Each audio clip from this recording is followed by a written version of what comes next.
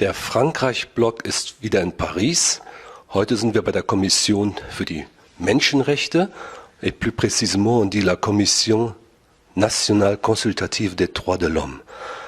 Madame la Présidente, je vous remercie de nous recevoir ici. Écoutez, je vous remercie beaucoup de venir me rencontrer dans mon bureau à Paris, à la CNCDH.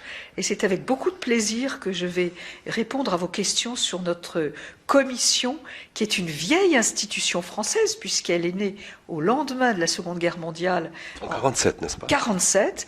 Et c'est le grand René Cassin, l'un des rédacteurs de la Déclaration universelle des droits de l'homme, qui a eu l'idée de la mise en place de cette commission qui fut la première dans le monde à vouloir à la fois promouvoir, protéger les droits de l'homme et éduquer aux droits de l'homme.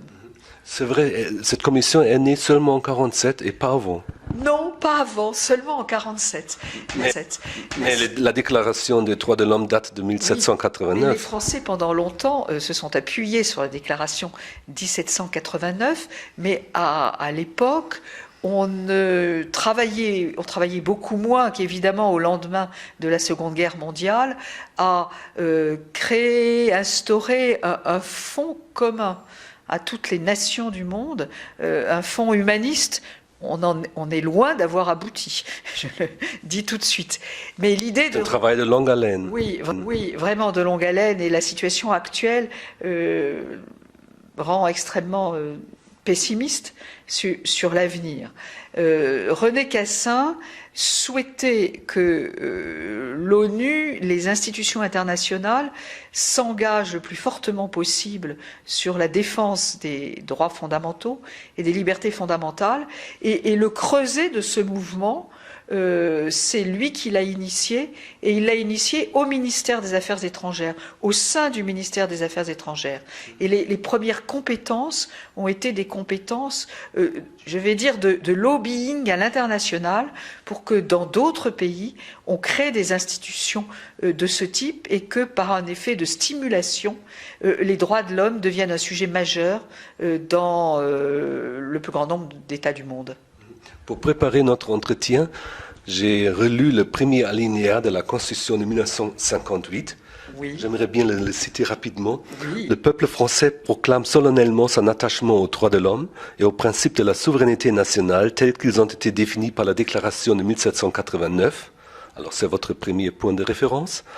Confirmé et complété par les préambules de la Constitution de 1946, donc celle de la 4e République. Tout à fait. Ainsi, et cela a été ajouté plus tard, qu'aux droits et devoirs définis dans la Charte de l'environnement de 2004. Absolument. Ce sont vos trois points de référence. Non, beaucoup de textes internationaux sont nos points de référence aussi, bien entendu. La Déclaration universelle des droits de l'homme de 1948, la Convention européenne de sauvegarde des droits de l'homme, évidemment aussi. Et puis, ça, ce sont les textes généraux. Le Pacte des droits civils et politiques des Nations Unies de 1966. Pour ce qui est des textes généraux, et pour des textes plus spécifiques, par exemple la Convention internationale des droits de l'enfant, et bien d'autres. Mais notre commission a œuvré à la mise en place d'un Conseil des droits de l'homme auprès des Nations Unies. Et nous faisons partie du comité d'accréditation qui accrédite dans les pays qui essaye d'avoir une commission des droits de l'homme. Ce comité d'accréditation est très attaché à deux principes: l'indépendance absolue à l'égard des pouvoirs publics et le pluralisme. Notre commission, ce n'est pas seulement une équipe de salariés, une présidente et deux vice-présidents, une équipe de, je ne voudrais pas dire de salariés, une équipe de conseillers. Certains sont des juristes, mais d'autres sont plutôt des spécialistes de sciences sociales. Donc une équipe de conseillers, de chargés de mission, et puis un petit parlement de 65 personnes. Et ça, c'est une spécificité de la Commission française. Beaucoup d'institutions accréditées par le Conseil des droits de l'homme de l'ONU n'ont pas cette spécificité. Et en Allemagne, par exemple, de ce que je sais, l'institution accréditée est un institut des droits de l'homme à Berlin qui ne bénéficie pas, je connais bien sa directrice, qui ne bénéficie pas de ce que j'appelle le petit Parlement, et qui est très pluraliste, puisqu'il représente magnifiquement la société civile. Il y a d'une part 30 associations et syndicats, et d'autre part 30 personnalités qualifiées qui représentent les grands courants religieux, et même les courants philosophiques, et en outre de hauts magistrats, avocats, professeurs de droit. Nous avons même 2 médecins. Voilà. Et les grandes religions qui sont représentées, c'est l'islam, le christianisme et le judaïsme. Vous avez parlé de l'indépendance de votre commission. Oui. Comment cette indépendance est-elle assurée? Elle est assurée. Alors il y a une petite difficulté de droit administratif. Nous sommes assimilés, et à juste titre, à une autorité administrative indépendante. C'est-à-dire que nous ne recevons aucun conseil, bien entendu aucune injonction de quel organe public que ce soit, ni du gouvernement, ni du Parlement, ni d'une autre institution, même du type de la nôtre, comme la Commission nationale, la CNIL, de l'informatique et des libertés, comme le défenseur des droits, ou comme le contrôleur général des lieux de privation de liberté. Nous ne recevons de conseils ou d'injonctions de personne, si ce n'est de notre petit Parlement. Je suis nommé par un arrêté du Premier ministre. Mais il y a un respect absolu de fait de notre indépendance. Vous ne rendez compte à personne? Ou comment? On nous consulte. On ne nous consulte obligatoirement que sur 2 sujets. On nous consulte obligatoirement sur les questions de racisme, puisqu'une loi de 1990 confie à notre institution la préparation d'un rapport annuel sur la lutte contre le racisme, l'antisémitisme et la xénophobie. Et c'est un rapport que nous remettons le 21 mars chaque année au Premier ministre. Donc, nous remettons au pouvoir politique notre rapport annuel sur le racisme. Nous le diffusons bien au-delà des instances gouvernementales. Et il y a un autre sujet sur lequel nous devons être consultés, sur lequel nous devons aussi rendre un rapport annuel, c'est la traite des êtres humains, ou ce que j'aime mieux appeler l'esclavage moderne, domestique, économique ou sexuel. Et ça, c'est une mission qui vient de nous être confiée très récemment. Sinon, nous sommes très souvent sollicités à propos de tel ou tel projet de loi, ou avant même que le projet de loi ne soit rédigé, par un membre du gouvernement. C'est-à-dire que nous intervenons sur saisine d'un membre du gouvernement ou sur autosaisine. C'est ce que je voulais dire, vous pouvez vous autosaisir. On s'autosaisit plus qu'on est saisi, d'ailleurs. Mais c'est toujours dans un dialogue intelligent avec un des ministères. Et lorsque le projet de loi débute la navette parlementaire entre l'Assemblée nationale et le Sénat, nous sommes très régulièrement auditionnés, d'abord à l'Assemblée nationale, puis au Sénat.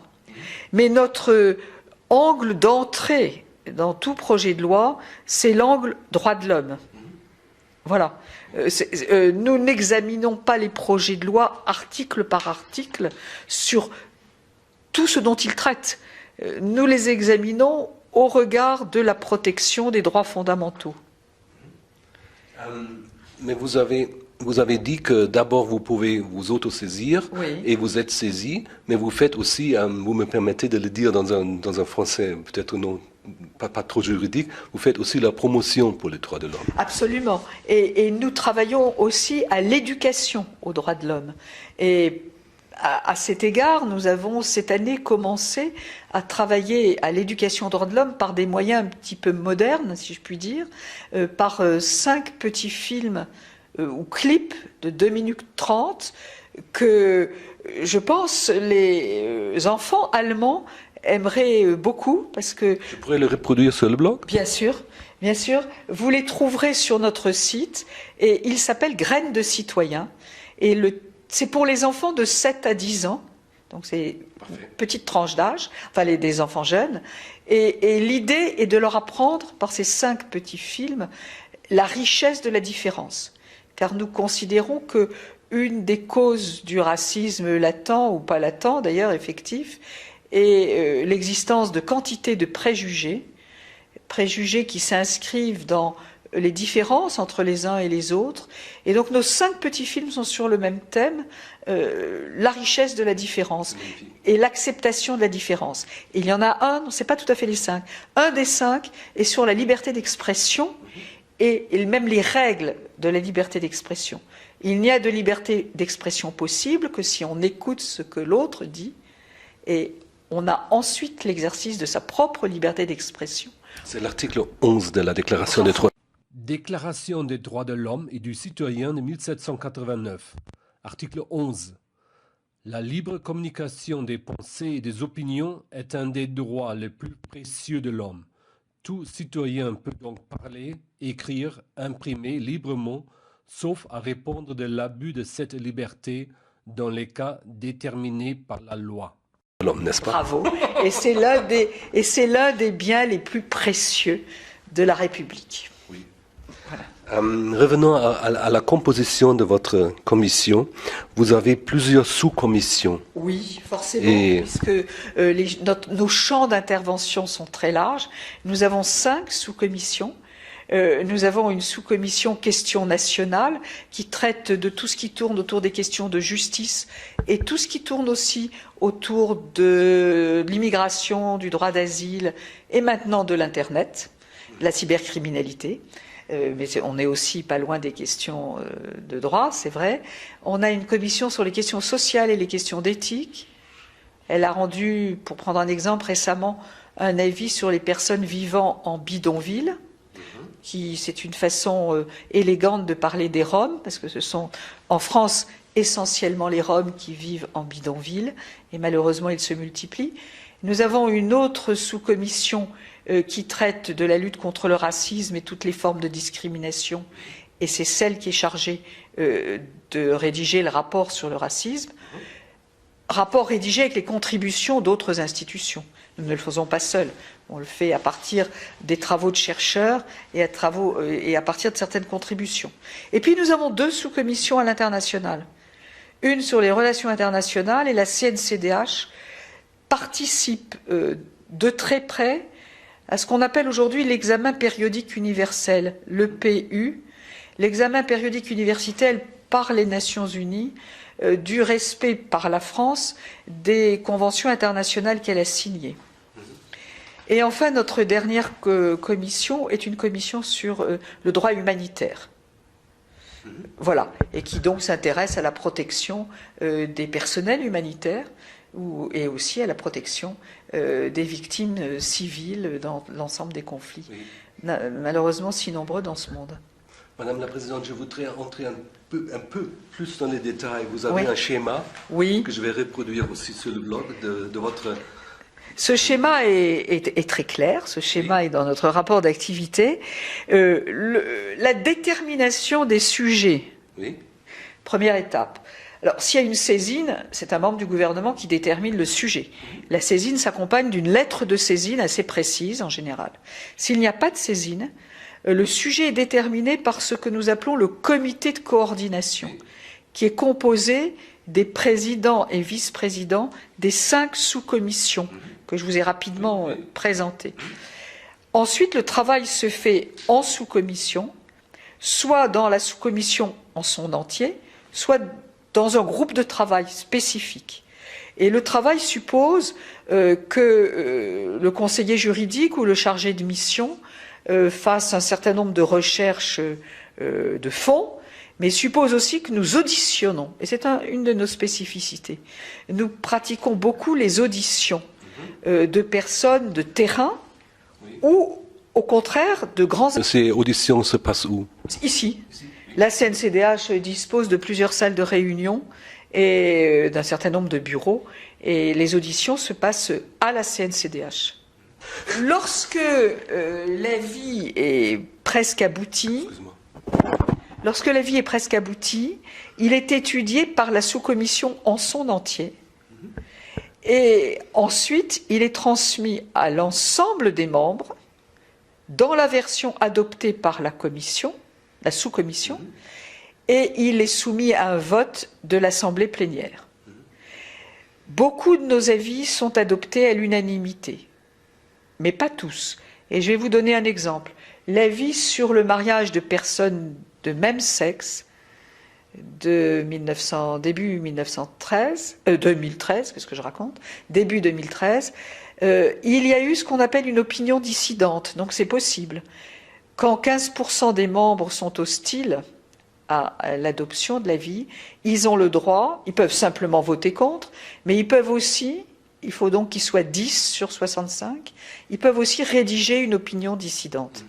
Je n'ai que cet exemple, depuis que je préside la CNCDH, d'opinion dissidente qui a été rédigée par 10 personnes. Voilà, c'est pour donner un exemple. Vous avez proposé des recommandations comme l'urgente simplification de la législation relative au droit d'asile. Et vous recommandez de confier à une autorité qui n'est ni sous la tutelle ni sous le pouvoir hiérarchique de l'exécutif l'ensemble des questions relatives à l'accès au territoire français des demandeurs d'asile et la décision à prendre sur l'octroi d'une protection internationale. Êtes-vous satisfait du résultat de votre intervention pour ce sujet? Ça, c'est la grosse question. À quoi servent nos avis? Je crois que la CNCDH travaille peu pour le temps court et beaucoup pour le temps long. Parce que les recommandations que nous faisons, souvent, sont considérées comme intéressantes, très intéressantes, et je vais vous en donner un exemple pour l'asile, mais trop précoces, trop bouleversantes. Par exemple, nous proposons que l'OFPRA, c'est-à-dire l'Office français pour les réfugiés et apatrides, que l'OFPRA devrait être une autorité administrative indépendante. L'OFPRA est un établissement public de la République.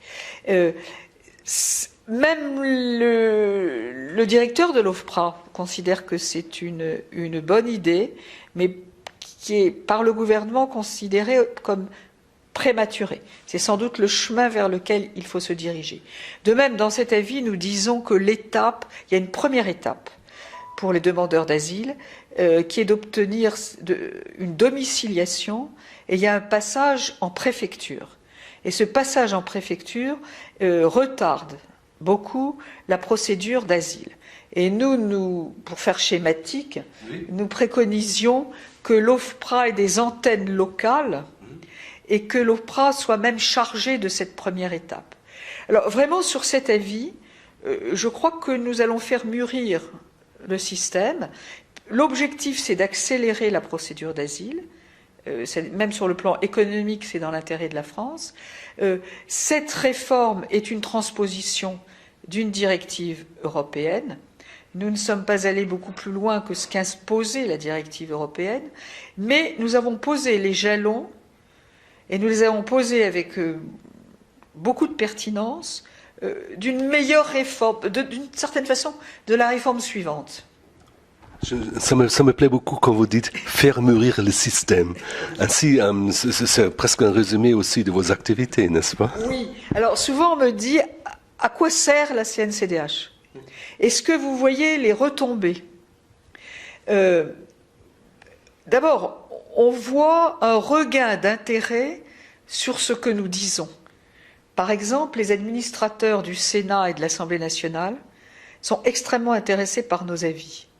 Et nos avis servent beaucoup aux députés et aux sénateurs. Ils devraient servir beaucoup aussi aux membres du gouvernement.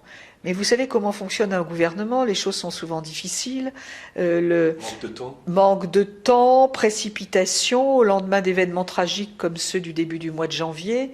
Et on prend des décisions qui ne sont pas celles que nous souhaitions. Et nous persévérons. Par exemple, en matière de loi de 1881 sur la liberté d'expression, nous sommes très sévères. Déjà dans un avis du mois de novembre dernier sur le renforcement de la lutte contre le terrorisme, on est très sévère sur le glissement dans le code pénal de l'infraction d'apologie du terrorisme, qui était dans... Vous dites le glissement. Je peux dire le transfert, je peux dire la sortie de la loi de 1881, de l'apologie du terrorisme, ou de la provocation sans effet direct, dans le droit pénal commun. Et nous avions dit que c'était une mauvaise idée et qu'il ne fallait transférer dans le code pénal que si l'apologie était suivie des faits. Et nous constatons depuis le 9 janvier que, en comparution immédiate, maintenant que l'apologie du terrorisme est dans le code pénal, il n'y a plus les garanties de la loi de 1881, sans vouloir être trop technique. Et un certain nombre de personnes, il paraît plus d'une centaine déjà, ont comparu immédiatement devant les tribunaux correctionnels et devant des magistrats qui ont prouvé par leur condamnation qu'ils n'avaient pas beaucoup réfléchi à la notion même d'apologie du terrorisme. Et qu'avant de condamner pour apologie du terrorisme, il faut savoir ce que c'est que l'apologie du terrorisme. Et qu'une simple insulte n'est pas de l'apologie du terrorisme. Chez nous, on a lu qu'un petit lycéen de 8 ans a été traduit en police. Voilà. Alors, il n'a pas été condamné, parce que la comparution immédiate n'existe pas pour les mineurs en France, mais il s'est quand même retrouvé dans un commissariat de police avec son père. Peut-être que le père était sans doute plus coupable que lui, avait sans doute tenu certains propos à la maison, et même ce n'est pas sûr. Mais oui, tous les journaux français en ont parlé. Tous les journaux français. Nous aussi. Nous aussi. Le 12... Et donc nous venons de redire dans l'avis que nous vous ferons parvenir sur le discours de haine sur Internet, nous venons de redire qu'il faut être d'une très grande prudence et ne pas transférer ou se faire sortir de la loi de 1881 des infractions qui sont difficiles à définir et qui supposent un minimum d'instruction qu'on ne peut pas juger comme ça en 48 heures. Oui. Le 12 décembre 2013, vous rappelez dans votre discours lors de la cérémonie de remise des prix des droits de l'homme de la République française 2013 que la Déclaration universelle des droits de l'homme du 10 décembre 1848, je vous cite, engage aussi notre diplomatie à mieux promouvoir l'action des militants des droits de l'homme. Je voudrais citer un cas précis. Comme vous vous prononcez aussi par exemple sur le droit d'asile ou la liberté d'expression, votre commission a aussi une vocation internationale, c'est-à-dire vous rappelez la portée des droits de l'homme sur un plan international. Oui, absolument. Je le disais en commençant, notre commission renvoie une image presque trop positive de la France à l'international sur les droits de l'homme. Pourquoi vous dites trop positive? Non, parce qu'il y a quand même beaucoup de choses qui ne vont pas. Par exemple, nous ne savons pas résoudre le problème des Roms en respectant leur dignité. Nous ne savons pas résoudre la question de la surpopulation pénale et du coup la dignité des détenus n'est pas garantie. Nous avons beaucoup de peine avec l'intégration de jeunes Français, citoyens français qui sont d'origine maghrébine ou d'autres origines, l'intégration professionnelle, l'intégration scolaire. Et donc la France a beaucoup de progrès à faire. Mais ce sont seulement des questions politiques, mais le message que vous avez, c'est la Déclaration des droits de l'homme de 1789. Notre message est magnifique. Mais vous savez, Robert Badinter, que tout le monde connaît en Allemagne, dit souvent de la France, c'est sévère, mais c'est pas forcément faux, que c'est le pays de la Déclaration des droits de l'homme et que ce n'est pas tous les jours le pays des droits de l'homme. Nous savons que les droits de l'homme sont toujours bafoués, surtout dans les régions de guerre civiles à travers le monde. Dans un sens plus général, vous participez au nom de la France à la lutte en faveur des droits de l'homme. Bien sûr, et c'est notre motivation à tous. C'est un combat qui ne sera jamais achevé, jamais. C'est un combat que cependant il ne faut pas un instant abandonner. Les défenseurs des droits de l'homme en France sont dans une situation confortable. Les avocats, les instances, etc. sont dans une situation facile. Mais les défenseurs des droits de l'homme dans beaucoup de pays du monde sont dans une situation extrêmement difficile et nous devons être un soutien. Et par exemple, nous organisons depuis très très longtemps un prix de la République française, Liberté, Égalité, Fraternité, et nous remettons chaque année ce prix à 5 ONG de pays du monde entier qui, elles, défendent les droits de l'homme dans des situations autrement plus difficiles que nous, Français, qui sommes quand même très privilégiés. Madame la Présidente, permettez-moi encore d'évoquer un dernier sujet. À l'occasion de la parution d'un ouvrage que vous avez co-dirigé, La minorité à contresens, oui. C'est un beau titre, Enfants en danger, enfants délinquants, oui. Paris, chez Dallos, 2014, et qui compare les droits des mineurs dans 8 pays européens. Vous soulignez dans une interview qu'en Europe, il n'y a pas d'homogénéité en matière de droits des mineurs. Mais il y a quelques progrès, n'est-ce pas? Oui, les systèmes sont très différents. Les systèmes sont très différents et pour moi en particulier, c'est une de mes spécialités universitaires, la question des mineurs délinquants. L'Allemagne est un bon exemple. Je trouve tout à fait remarquable qu'en Allemagne, le suivi des mineurs se fasse au-delà de l'âge de la majorité. Et je ne crois pas me tromper en disant qu'entre 18 et 21 ans, le suivi d'un mineur qui a été délinquant continue.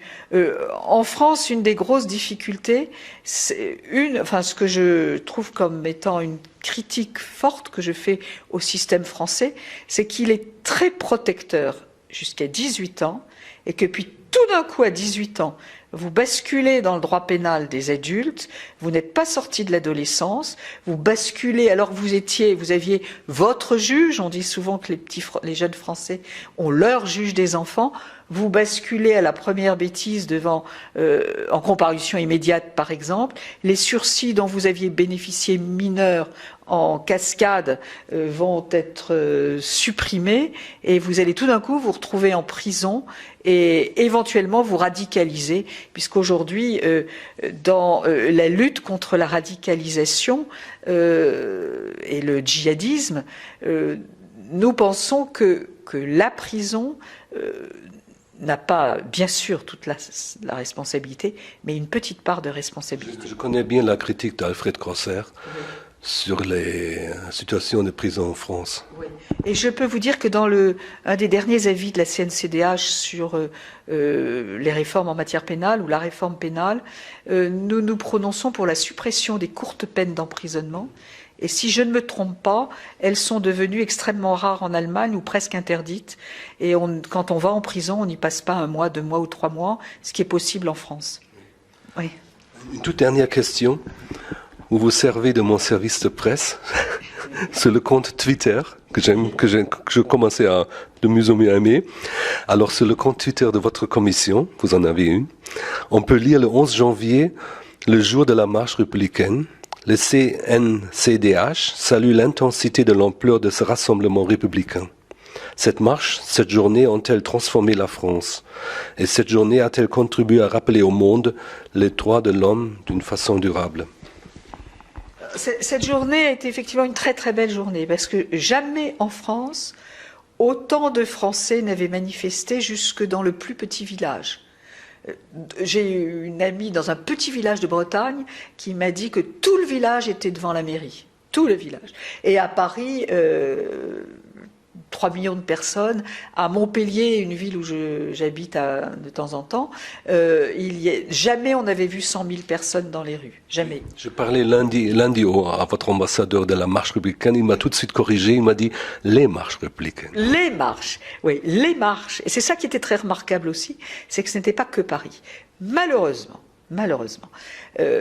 il y avait peu de jeunes Français issus de l'immigration dans ces marches républicaines. Et beaucoup ne se sont pas sentis... Concernés ou... invités, concernés, d'abord d'accord avec Charlie Hebdo, c'est-à-dire que la liberté d'expression à la française n'est pas vraiment comprise par un certain nombre, et les caricatures du prophète sont vraiment comprises comme insultantes. L'irrévérence que les Français trouvent être une de leurs qualités n'est pas partagée comme étant une qualité par l'ensemble je parle bien l'ensemble des citoyens français. Et ce qui est infiniment triste, c'est que précisément ce sont des Français qui se sentent exclus d'une socialisation, d'une insertion professionnelle qui n'étaient pas là. Donc les Français les plus en difficulté, ou qui étaient peu là. Leurs parents l'étaient éventuellement, mais il y avait proportionnellement peu de jeunes, comment dire, issus de l'immigration, citoyens français, hein, citoyens français. Qu'est-ce qu'on peut faire pour prolonger cet élan du 11 janvier? Vous y contribuez en tant que votre commission? Nous sommes justement auditionnés dans les jours qui viennent au Sénat sur comment lutter contre la radicalisation de certains jeunes. Vraiment, si je vous réponds en 2 mots, et mes 2 mots qui sont tellement difficiles à réaliser, c'est donner à ces jeunes un projet, ou faire qu'ils construisent un projet et qu'ils aient un avenir sur le territoire de la République. Ils sont français, ils sont là, ils se sentent sans avenir et ils fuient dans quelque chose qui est de l'ordre de la secte folle, barbare. Ils cherchent une identité, n'est-ce pas? Ils cherchent une identité, ils cherchent une forme d'héroïsme en marge de tout droit fondamental. Et qu'est-ce que vous conseillez à la politique, aux hommes politiques, pour lutter contre cette radicalisation aussi, n'est-ce pas? Je pense que les 3 mots, c'est le même mot, c'est éducation, éducation, éducation, et se donner beaucoup plus de moyens dès l'école maternelle, et que cette éducation porte aussi auprès des parents. Voilà, depuis 30 ans en France, on n'a sans doute pas mesuré la difficulté pour une partie de nos jeunes Français de trouver une insertion professionnelle. Voilà. C'est le chômage de jeunes surtout, n'est-ce pas? Il n'y a pas que le chômage de jeunes, mais ça joue beaucoup. Et les éducateurs de rue, il y en a beaucoup en France, disent que leur travail était facile il y a 30 ans. Ils trouvaient un travail, un logement et une stabilité affective pour un jeune qui avait été en difficulté, et c'était réglé. Aujourd'hui, la stabilité affective, le logement et le travail, c'est une vraie difficulté. Oui. Merci bien, madame.